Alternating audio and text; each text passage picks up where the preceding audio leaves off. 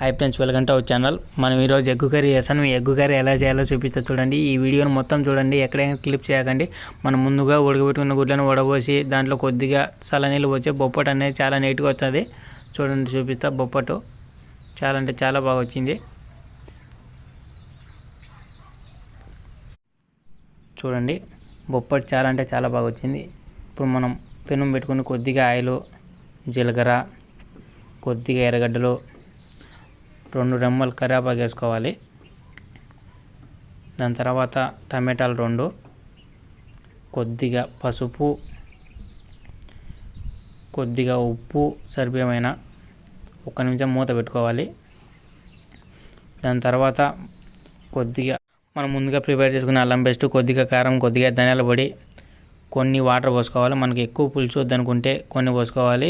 మనకు పులుసు కావాలనుకుంటే ఎక్కువ పోసుకోవచ్చు. మనం ఎగ్గును దారంతో కట్ చేస్తున్నాం, ఎందుకంటే మనం చేతితో తుంచితే ఎట్లా అంటే అట్లా తునుగుతాయి. అందుకని ఇప్పుడు తయారైంది. ఇప్పుడు దాంట్లో ఎగ్గు వేస్తున్నాం. ఎగ్గు వేసి ఎక్కువ కలిపెట్టద్దు, ఊరక కొద్దిగా అంతే లైట్గా కలిపెట్టుకోవాలి. మనకు ఎగ్గు కర్రీ తయారైపోయింది. ఈ తిని టేస్ట్ చెప్తా ఈ ఎగ్గు కర్రీ మీకు ఎలా వచ్చిందో. చాలా అంటే చాలా బాగా వచ్చింది. మీరు కూడా ట్రై చేయండి. మన ఛానల్ సబ్స్క్రైబ్ చేసుకోండి చేసుకోకుండా వాళ్ళు. Okay friends, thank you.